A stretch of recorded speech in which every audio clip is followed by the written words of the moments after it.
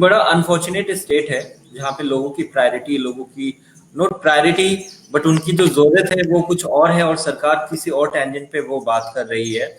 और इसकी वजह से हमने ऑलरेडी, जैसा आपने स्टार्टिंग में मेंशन करा कि इतने तो हमने सारे युद्ध में लोग जान नहीं गंवाए जितने हमने इस 3-4 महीने में गंवा दिया। और रही बात कि जितना मीडिया ने भी जितना इन चीजों को अटेंशन दिया, पहले तो पूरे उन्होंने 3 हफ्ते 4 हफ्ते लगातार मुसलमानों और तबलीगों को निशाना साध कर करके पूरा का पूरा, जहां पे उनको सरकार से सवाल पूछना चाहिए, अपने हेल्थ सेक्टर पे सवाल खड़े करने चाहिए और उनकी इंपॉर्टेंस पे बात करनी चाहिए कि हमें क्या किन किन चीजों की जरूरत है, डॉक्टर की कमियों के बारे में बताना चाहिए। तो उन्होंने पूरा का पूरा एनर्जी जो है वो मुसलमान को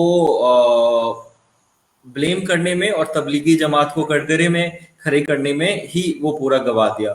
उसके बाद भी अभी भी जहां पे जब जरूरत थी कि बात करें अवेयरनेस को लेकर के, सेशंस करें कि क्या रिसर्च चल रहा है, क्या प्रिकॉशंस लेने की चाहिए, तो वो पूरा का पूरा प्राइम टाइम जो स्पेस है वो बाबा रामदेव जैसे लोगों को दे रहे हैं, और जो कि पहले क्लेम करते हैं कि उनके पास में दवा आ चुका है जिसका ना कोई ट्रायल हुआ, जिसका ना कोई टेस्ट हुआ, और सीधा वो कोरोनी लेकर के चले गए। और उनको इतनी अनफॉर्चुनेट स्टेट है कि उनको मेन स्ट्रीम प्राइम टाइम में उनको स्पेस मिल रहा है और उनको पूरा का पूरा अपना प्रोपेगेंडा करने के लिए पूरा का पूरा जगह दिया जा रहा है, और बिना जिम्मेदारी के, गैर जिम्मेदार होकर करके वो एक इम्पोर्टेंट स्पेस जहां से आप इंफॉर्मेशन भेजते हैं जिसको लोग बिना क्रॉस चेक किए उसको कंज्यूम करते हैं, वो स्पेस आप इस तरीके के लोगों को बिना क्रॉस चेक किए वैसा इंफॉर्मेशन फ्लो होने दे रहे थे। तो बड़ा अनफॉर्चुनेट स्टेट रहा है, बट चूंकि हम सरकार पे आ ही गए हैं और उनके उस पे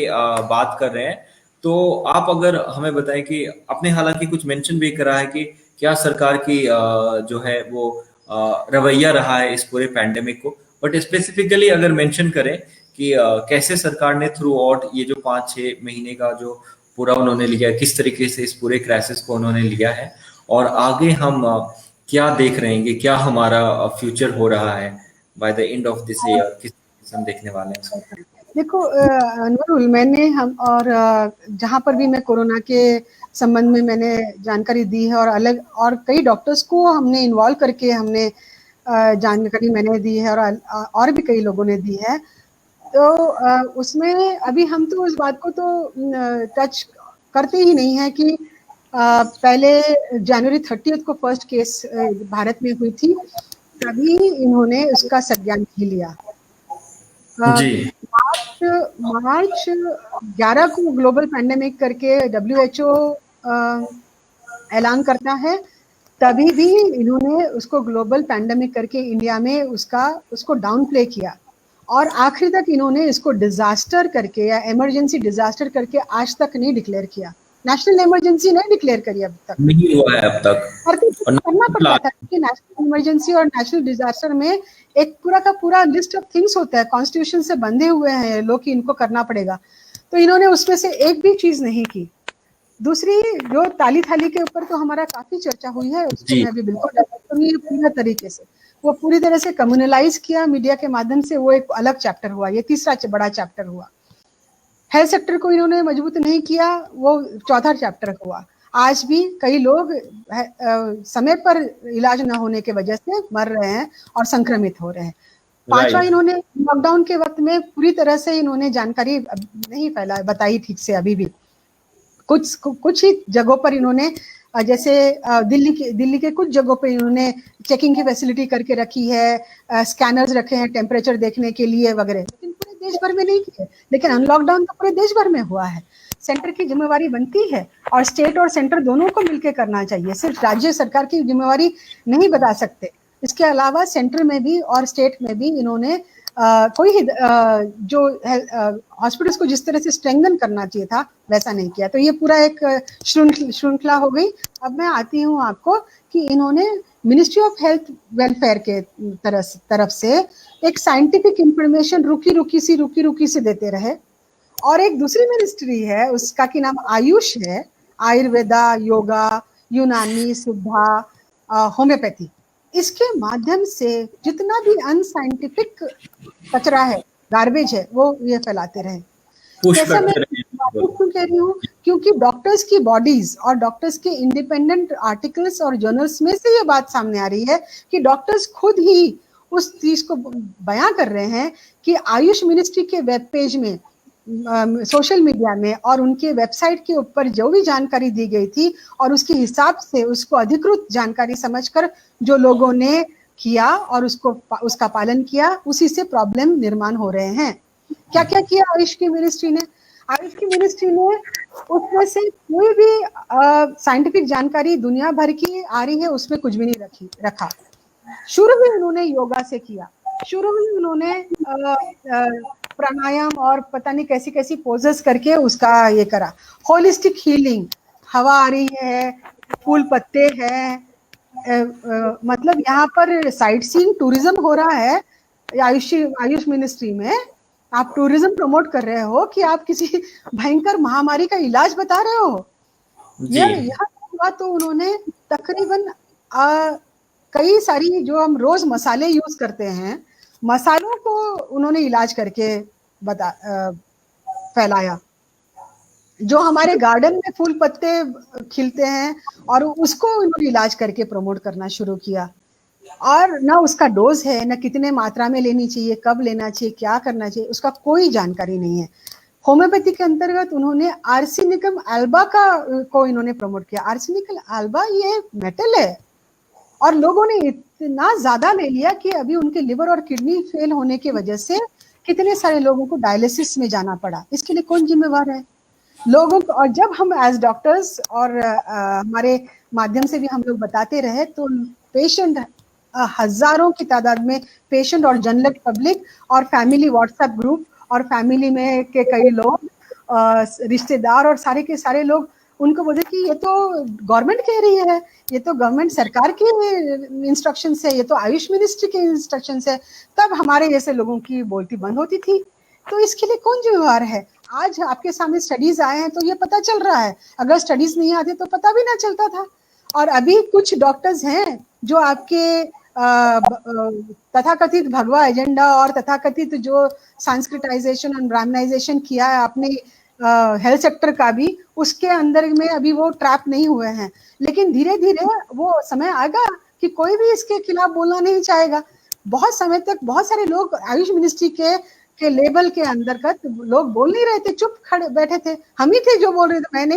मैंने कई बार इसको एक्सपोज किया कि ये फर्जी है आयुष मिनिस्ट्री जो भी है, और वो हमको इस माध्यम से पता चला कि कितना फर्जी है, कितना सही है, वो साइंटिफिक तरीके से हमको पता चला है। कहने का मतलब ये है कि उस दौरान में सरकार बहुत इरिस्पॉन्सिबल तरीके से पेश आई है। संविधान में और अन्य जगह पर एटलीस्ट आप साइंस को के साथ तो आप खिलवाड़ ना करें।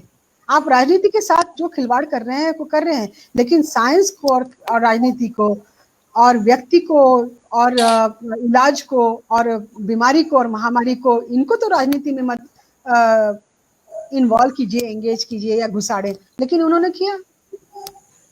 लगातार जो है मैं बिल्कुल आपकी बातों से सहमत हूँ। लगातार जो है वो मतलब पैंडेमिक को पैंडेमिक की तरह इसको कंसीडर नहीं करा। और जो आयुष मिनिस्ट्री, ये तो एक अपने आप में ही ये पूरा का पूरा इंस्टीट्यूशन समझ में नहीं आता। ऐसा लगता है कि जिस तरीके से 10 रुपए का जो दवाई जो किताबों के दुकान पे जो बुक मिलता है ना कि घर के नुस्खे, ऐसा लग रहा है कि एक उसी का किताब लेकर के एक मिनिस्ट्री बना दी है जिसको ना पहले कोई रिसर्च को वैल्यू करता है, ना कोई साइंटिफिक टेम्परामेंट को करता है। लोगों को अगर सिम्टम दिखा के खांसी हो रहा है तो आप जो है घर के तुलसी ले लो और पता नहीं क्या क्या जो है वो काढ़ा बनाकर ले लो। तुलसी बिल्कुल। और मतलब और उसके साथ में कोई भी रैंडमली आप उठा करके जो भी बता दें कि आपको खांसी हो रहा है तो दालचीनी वो इस्तेमाल कर दो, आपका टेम्परेचर इधर उधर हो रहा है बॉडी का तो दालचीनी वो उसकी चाय बना के पी लो।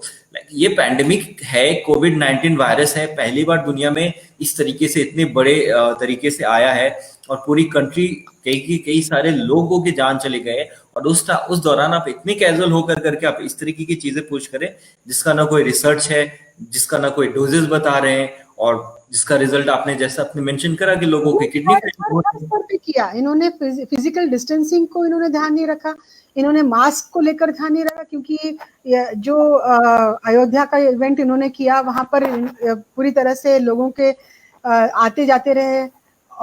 मतलब ये मैं क्यों बताना चाह रही हूँ, अयोध्या का क्यों टॉपिक ला रही हूँ, क्योंकि ये स्टेट प्रोग्राम करके दिखाया गया, लोग फॉलो करते हैं, लोग आपका अनुकरण करते हैं, दे टेक इट एज, ये कैजुअल एटीट्यूड जो लोगों के अंदर आया है अपने आप में नहीं आया है। जिस तरह से डायरेक्शंस जाएंगे लोग उसी वैसे ही करेंगे। आपको आप जब आप लोगों को 100% या ऑलमोस्ट 90% का सीरियसनेस बताते हो, तब लोग उसको 50% या 60% के दर तक आके उसका टेक केयर करना शुरू करते हैं। जब आपने पूरी तरह से उसका कोई सीरियसनेस नहीं बताया तो फिर लोग क्या करेंगे? और लोग किसको देखेंगे? स्टेट को ही तो देखेंगे, गवर्नमेंट को ही तो देखेंगे सब। क्योंकि हम हमेशा से कहते हैं कि डेटा देखना है तो गवर्नमेंट का डेटा देखो, प्रोसीजर देखना है तो गवर्नमेंट का प्रोसीजर। अब गवर्नमेंट ही, ये बड़ा अनफॉर्चुनेट स्टेट है कि गवर्नमेंट की क्रेडिबिलिटी जो है, जिस तरीके से इस जो बीजेपी गवर्नमेंट ने जिस तरीके से गवर्नमेंट की क्रेडिबिलिटी को खराब किया है, जो छवि को खराब किया है, कि जो एक ऑथेंटिसिटी पे क्वेश्चन हो गया है उनके। फैमिली, बिल्कुल सही कहा तुमने अनुरुल, कि जो संस्थान है उनकी क्रेडिबिलिटी को खत्म किया है। और एक ये जो संस्थान, जो हेल्थ का संस्थान बताया हुआ था, जिसमें कि मिलावट, इनकी मिलावट, राजनीति की मिलावट नहीं होनी चाहिए थी, लेकिन इन्होंने इस क्षेत्र को और इस संस्थान को भी नहीं बख्शा। जी, इसको भी पॉल्यूट अपने इन्होंने इसरो के वक्त में जब चंद्रयान का मामला हुआ था, उसको भी उन्होंने उसकी गर्द में लाया था, अंधविश्वास, प्रेडिक्शन, और उसके ऊपर numerology, tarot reading, card reading, पता नहीं क्या क्या, उसमें इन्होंने उसको लाया था, न्यूमरोलॉजी में लेके आए थे इसरो का चंद्रयान। लेकिन ये मेडिकल साइंस को भी लेकर आएंगे, जिसका कि मेडिकल साइंस सिर्फ और सिर्फ साइंस के ऊपर अवलंबित है, उसको भी ये लोग लेकर आ गए उसके अंदर। वो स्टडी और रिसर्च पे बेस्ड के अकॉर्डिंग ही कोई भी।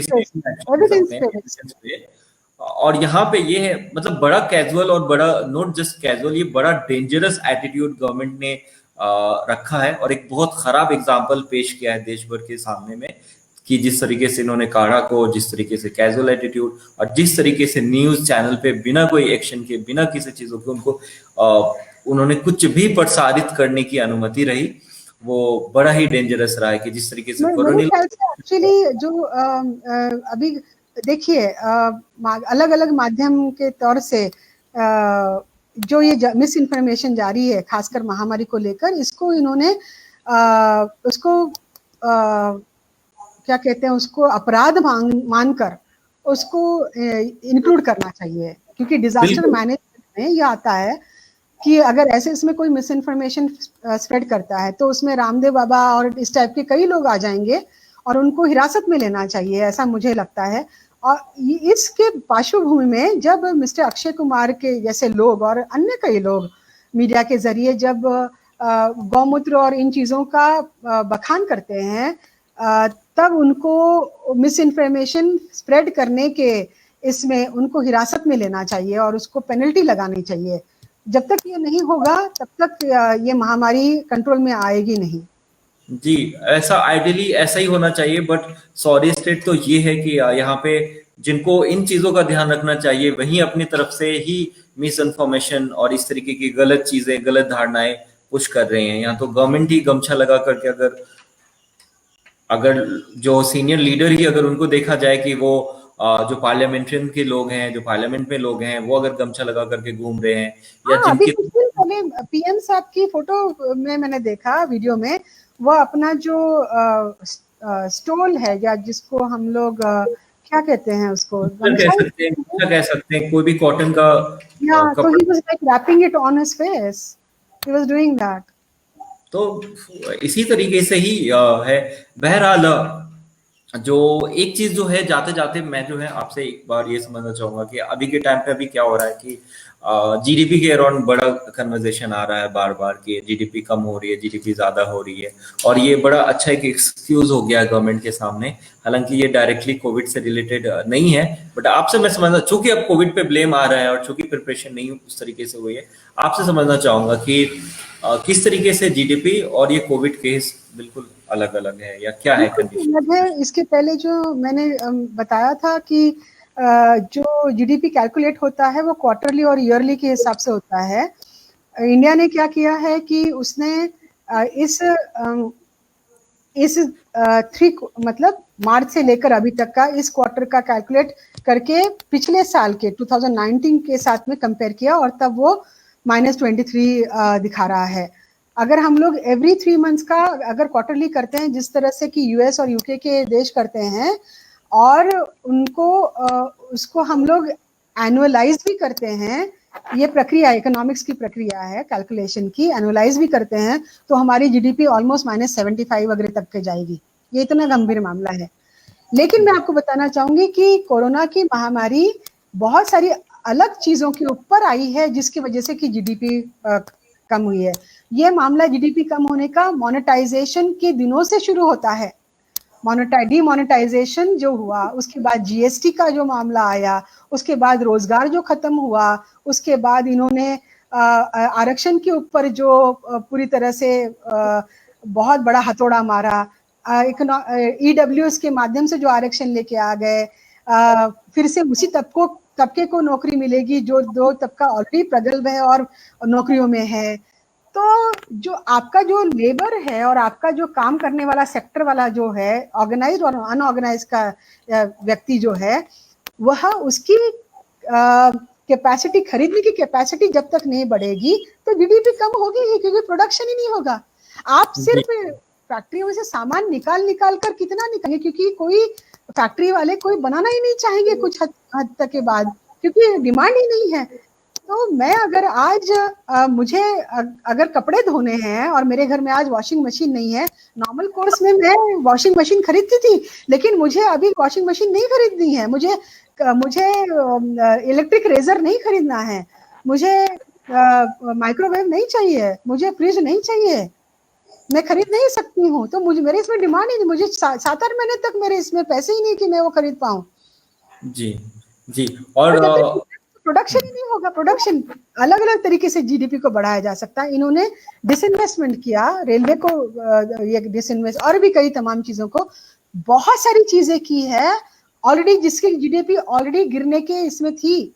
और इसके बाद में आपने एक बीमार कौम तैयार की, आपने आपकी कौम को पूरी तरह से, आपकी जनता को, आपके देशवासियों को बीमार कर दिया, और लॉकडाउन किया, बहुत कम समय देकर लॉकडाउन किया, उसमें लोग अपने आप को संभाल नहीं पाए। माइग्रेंट लेबर्स के साथ में आपने जातियां की, आज वो बड़े मुश्किल से अपने गांव में पहुंचे तो वहां से निकलना नहीं चाह रहे, क्योंकि वो उनका आपके ऊपर विश्वास ही नहीं है कि आप उनका टेक केयर करेंगे। आप दोबारा कुछ हो जाता है तो वो शहरों की तरफ आ ही नहीं रही है, वो अपने फैक्ट्रीज में जा नहीं रहे हैं। तो प्रोडक्शन ही नहीं होगा तो कहाँ से आएगा? तो बीमारी की वजह से नहीं है, इनके गलत पॉलिसीज की वजह से जीडीपी गिरी है। उसके ऊपर कोरोना के महामारी के वक्त में भी इन्होंने गलत पॉलिसीज अपनाई, और अभी वो दोनों को मिला के इनका ये हुआ है। अभी वह कह रहे हैं कि कोरोना की वजह से बोल रहे हैं, ताकि कोरोना के वजह से बोलकर फिर ये बताएंगे कि जीडीपी कम हुई है, इसलिए हम आपको दवाई नहीं दे सकते, हम अस्पताल और बना नहीं सकते, हम इलाज नहीं कर सकते। तो इनको दोनों तरह से अपने आप को बचाना है। और फिर ये जीडीपी को कैसे संभालेंगे? तो पब्लिक सेक्टर को डिसइन्वेस्ट करके संभालेंगे, वहां से पैसा निकालने की कोशिश करेंगे, या वर्ल्ड बैंक से कर लेंगे। वर्ल्ड बैंक भी अभी उस हालत में नहीं है। तो तीनों चारों तरीके से यह हमको इन्होंने फंसा दिया है। जी जी। ये क्वेश्चन इसलिए भी जरूरी था कि ये समझना पूरा का पूरा जो पूरा इनका चक्र है ना, जिसमें कौन सा एक्सक्यूज कब लेकर के आते हैं और कब किस तरीके से पूरा का पूरा डायलॉग शिफ्ट करते हैं। और जब से ये गवर्नमेंट आई है 2014 के बाद से ही लगातार जो इकोनॉमिक इंडिकेटर्स हैं वो खराब होते रहे हैं, बिल्कुल खराब होते रहे हैं, और उसको सुधारने के बजाय जो जिस तरीके के डिसीजंस लिए गए हैं वो और ज्यादा खराब हुई है। इन्होंने आते के साथ जो जीडीपी बेस ईयर है वो चेंज कर दी, उसके बाद जो है उसको कैलकुलेट करने का जो स्टैटिस्टिक्स इन लोगों जो लोगों के सामने लाया, उस पे सवाल होते रहे कि ये नंबर सही नहीं है, इसमें इंटरप्रिटेशन जो है उसमें आपने गलत तरीके से किया है। जो हमारी जो चीफ जो हमारे इंस्टीट्यूशन है उनको कई जगह कंप्रोमाइजिंग स्टेट में उनको ला कर करके वो किया है कि गवर्नमेंट कुछ डेटा प्रेजेंट कर रही है और फिर वो जो इंस्टीट्यूशन है वो उसको फिर क्लेरिफाई कर रही है, नहीं ये ऐसा नहीं है, ये वैसा है। तो I know.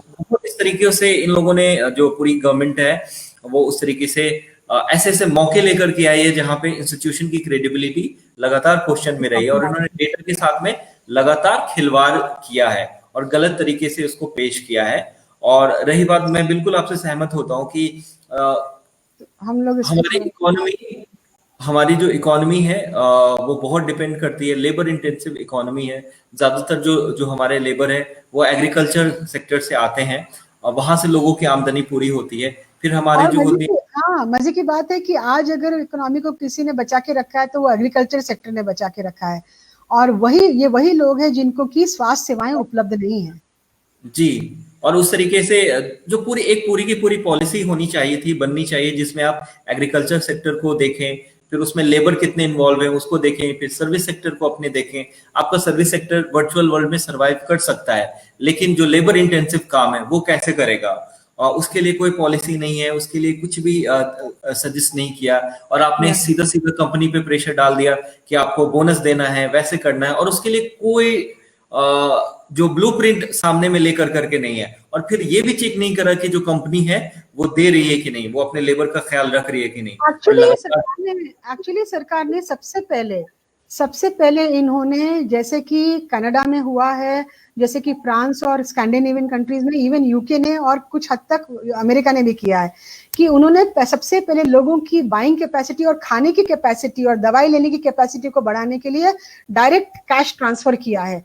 शुरुआत वहां से होनी चाहिए कि बहुसंख्यक लोगों के इसमें पूरा का पूरा गरीब तबका, बीपीएल लोगों के, इसमें जो माइग्रेंट लेबर्स हैं, हमारे जो लेबर क्लास है हमारा, उनको अगर हमको स्ट्रीमलाइन में लाना है, वो स्ट्रीमलाइन में आएंगे तभी प्रोडक्शन बढ़ेगा, तभी बाइंग कैपेसिटी बढ़ेगी। तब अभी तो मिडिल क्लास का तबका भी पूरी तरह से हार्डली वो एक आध महीने और सस्टेन कर पाएगा, लेकिन या तो उनकी भी हालत बहुत खस्ता है अभी। तो गवर्नमेंट ने, बीजेपी सरकार ने डायरेक्टली कैश ट्रांसफर करना चाहिए अभी, तभी जीडीपी ऊपर आएगी।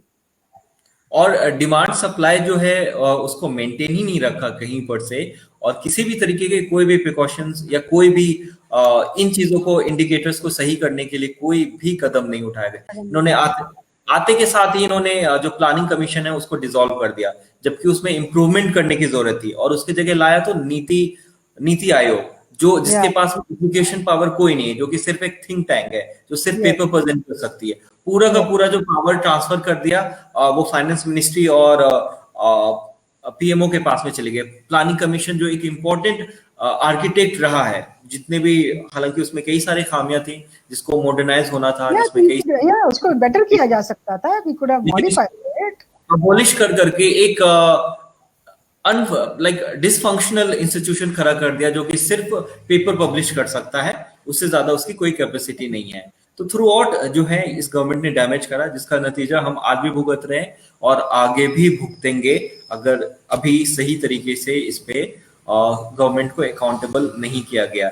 मैं इस सेशन क्लोज करने से पहले मैं आपसे कोई पूछना चाहूंगा कि अगर आपका कोई फाइनल कमेंट है, या लोगों को आप कोई नसीहत देना चाहती हैं या कुछ बताना चाहती हैं, तो प्लीज। मैं तो ये कहना चाहूंगी कि ये जो ऑप्टिमिस्टिक बायस जो है, कि ऑप्टिमिस्टिक बायस किसको कहते हैं, कि हम पूर्वाग्रह है कि ये बीमारी हमारे साथ नहीं होगी, हमको नहीं लगेगी, हमारे घर वालों को नहीं होगी, उसको होगी, किसी और को होगी, ऐसा ना समझे, ये किसी को भी हो सकती है। और सरकार ने पूरी तरह से ये अपने हाथ उठा के रखे हुए हैं, और इसीलिए हर नागरिक की जिम्मेवारी है कि वह ये इस चीज को लाइटली ना ले, कैजुअली ना ले, और जितने भी एहतियात है वो बरते, सावधानी बरते।